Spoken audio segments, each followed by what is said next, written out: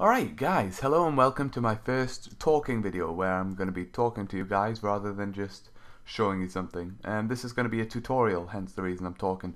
I suppose I could do it without talking, but it just makes it so much easier to understand, so much easier to know what I'm doing, that sort of thing, if I'm actually talking to you. So, today I'm going to be showing you how to do the advanced boxes that you sometimes see on YouTube. Now, if you don't know what I'm talking about by advanced boxes, I will flash a picture of what I mean up now. So there you go, you can probably see them now on the screen. You'll see them on a lot of backgrounds that I do because I just think they look really good, and they're a very simple thing to do even though they do look quite advanced. So I'm gonna just show you how to do this. So I'll zoom out a little bit so you can see the full thing. The reason I'm doing this is because a lot of people have been saying, like, how do you do this, how are you so good at this, blah blah blah, and like, without sounding big-headed, it's not that hard to do. So I'm hoping with this tutorial it will show you guys how to do it, and you'll be able to go and do it and implement it into your own things. So the very first thing you want to do is put a new layer in. Now what I normally do is, and you'll probably see in my speed art, I like to just spam it a few times, get a few layers in there. And I'm going to go on layer 1 here. I'm actually going to put the content area above all that so that this is like on top. You'll just see this is a background here. You don't have to do it on a YouTube background, but for today's video I'm going to. So you want to select the rectangle tool. If it's not already selected, you might have, for example, the line tool here, and if you're wondering why is it not there, just click on it and hold it in, and this little list will pop up, and from here you can click rectangle tool. And what you want to do is you just want to click and drag up and just get a little shape that you like. So I'm just going to have that for now, and that's the shape. Pretty simple so far.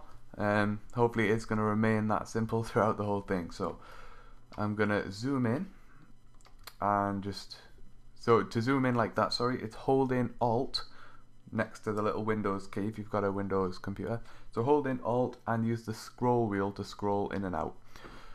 I'm going to make this very basic. This is going to be like, you know, tutorial for noobs. Go edit while it's selected. Go edit down to transform path and skew. Okay? Now, what you want to do is, sometimes holding shift helps, but hold shift and drag this to a position that you like. Now I would suggest 45 degrees because it's just a round number, and that's just a nice area to have. I'm actually going to undo that.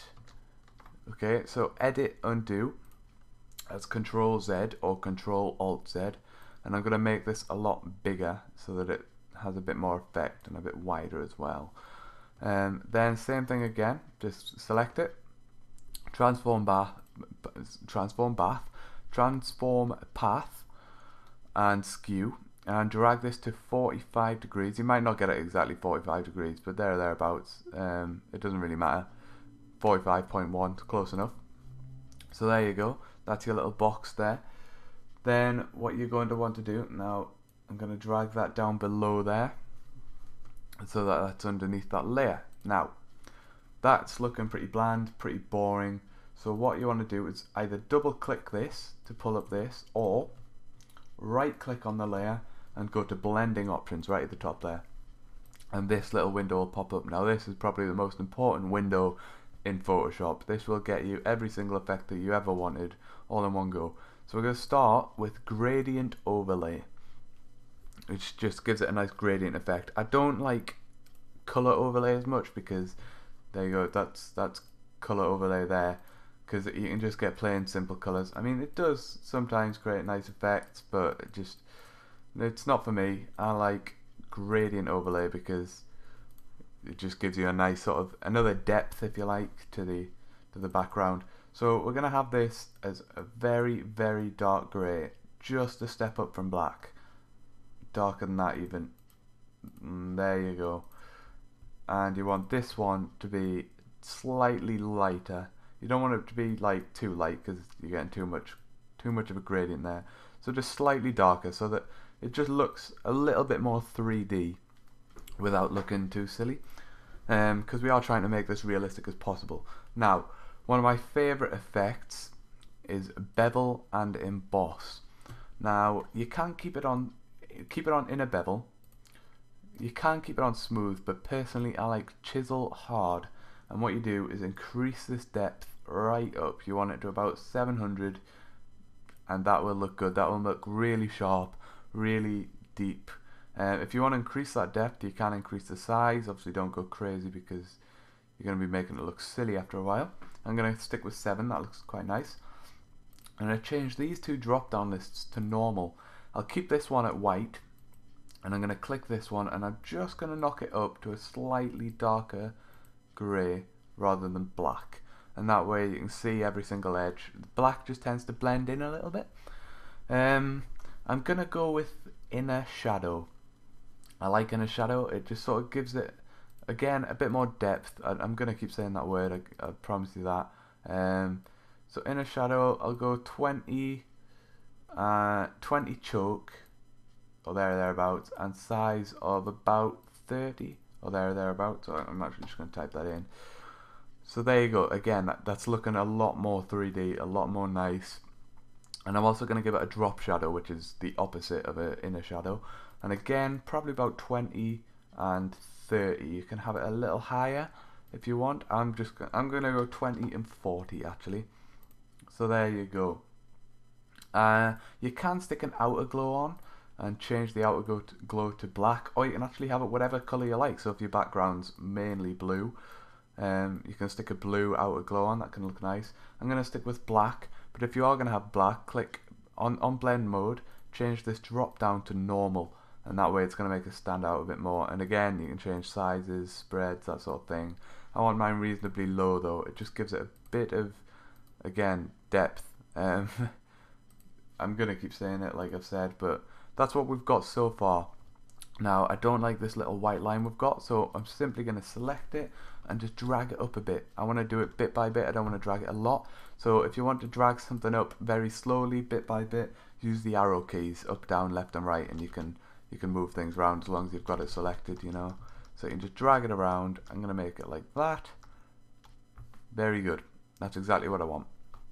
Now that's the basic shape to get us started. So the next thing we want to do is add more squares. So grab that rectangle tool again and draw yourself another shape. Something like that. Ignore this little triangle bit for now. Just draw the basic square. And you want to do what you did before. Highlight it, edit, transform path, and skew. Now this time, shift and drag. You don't have to click shift, but it can be useful. And just get it till it's kind of parallel. I'd say, is that about parallel? I think that looks about parallel. When I say parallel, I mean this line here, the one that you're dragging, has to be in line with this one here. Now you're probably thinking, then if you want it to be in line, put it at 45 degrees, because that's what you put the other one at. For some reason I just don't feel like that works. It's maybe just my head messing with me. I will try it for now, but what was that, like 44.9, and do the same with the other side, and there you go. So we have the next box, and you can see it's already looking pretty nice. I'm gonna shift that up a little bit. There we go. Now right click, blending options, pop up this window, and it's the same thing again, just changing the effects. Now bevel and emboss you want to start with, change it to chisel hard, and move that depth up to about 700. Doesn't have to be exactly. I'm going to leave this size this time at 5. I don't want it too big, otherwise it's going to start looking silly. I mean, you can experiment. This is your background, remember guys. You do whatever you feel looks nice. So again, I'm going to change these to normal, and I'm going to just change this one again, because you see here the black's blended in there. So if I just knock that up to a slightly lighter grey, not too light, just slightly lighter, it brings it out that little bit more. I want to go to gradient overlay again, as I did last time. Now this time the background, like I said before, the background's majority going to be blue, so I want it to be a blue box kind of colour. That's the colour I feel works best. Green is also good, but I think blue is probably your best bet. So because this is gradient, you want the bottom bit to be a dark blue. You might be thinking that's not a very nice colour, but when you stick this one in, a lighter blue, it blends nicely and you get this nice colour. Now I'm going to fiddle about with these till I get something that I like. I just misclicked there, it's totally messed everything up. So that's looking alright. I think this needs to be a little bit darker though. There we go. And perhaps make that a little bit more of an electric colour. No, I quite like that. I think that's good. Now, inner shadow again, but you don't want this inner shadow to be too big, not as big as last time, otherwise you're going to make the whole thing a bit too black like this. Obviously that's overly exaggerated totally, but I'd suggest about 10 and 20, and that way you're not completely overshadowing it and it's still looking good. Drop shadow again, don't put it too big because you don't want it to like totally overlap out here and look silly. So just again probably about 20 and 10. That's probably going to suit you quite nicely. So 20 and 10 gives you that bit of depth but not looking too retarded. I'm going to put an outer glow on this, and I'm actually going to make the outer glow quite a light blue. Not stupidly light, but there you go, that's a nice light blue there. And I'm going to change the size to about 3, 4, I think is going to be nice. There you go. And that's it for that. Now, before you just turn this video off and just start copying that, like, not copying it, but like trying to recreate that again and again, just use your common sense and copy and paste it. Now to do this, make sure you've got the layer selected. You'll know this because you've got these like dots on around the outside so that you can change the size and whatnot. If you don't have these little dots on, click this box here, it'll say show transform tools. If you've got that unselected, that's what it'll look like. If you've got it selected, the little boxes will come up so you can move it around and whatever else. Now while you've got it selected, hold Control and click J. Now you'll see what that's done down here is made a copy of that layer. Now holding Shift, drag this box up, and by holding Shift what you're doing is keeping it in line. So if I didn't hold Shift I could just move it anywhere, but because I'm holding Shift it keeps it in line. There is no way I can stray off this path. Now what I was saying before about getting this angle wrong, I have got this angle wrong and it's now skewed, if you like. That's the word I'm going to call it. Now it's no big deal, I'm just going to delete that. I'm going to drag it up and I'm going to go Edit, Transform Path, Skew, and I'm going to do what I did before. I'm just going to skew it. This time it's a little bit more fiddly, but you'll get there in the end. You've just got to persevere, I suppose. It's a little bit more tricky because the angles aren't quite the same, but you've just got to keep experimenting until you get it right. Like I can see quite clearly that that is wrong. If I zoom in even further, you can see there that that's miles off. Yeah. So again, make sure it's selected, Edit, Transform Path, Skew, and I think the best thing to do is drag this one and drag it down so that is in line now, and then that one until it just looks about right.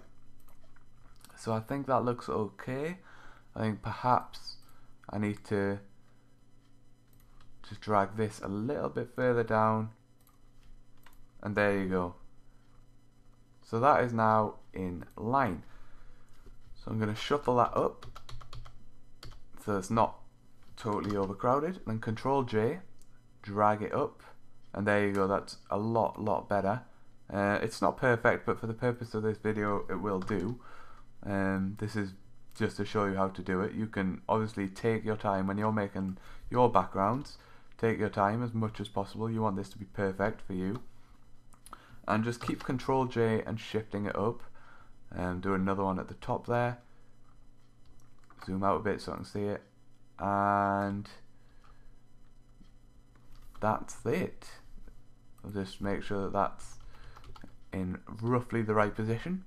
So you can see there the angles aren't perfect, but that is it, guys. That is how you do it, and you can already see from seconds of doing that there, you've got a really nice effect. It's looking really good. Be expecting more tutorials in the near future I will definitely want to be helping you guys as much as possible.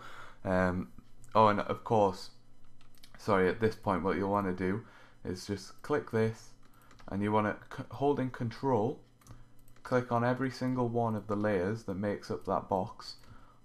So hold Control while you're doing that so that you can highlight them all. Then right click and go rasterize layers, click on that.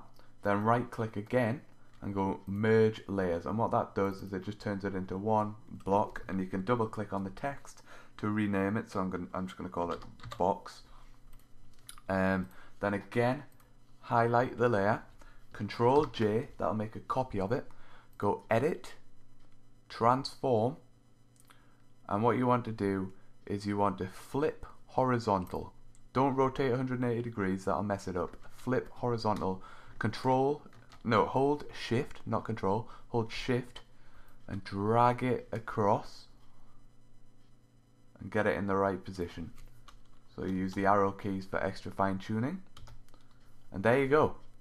That's it. That's a good start to your background. You can start editing different things now.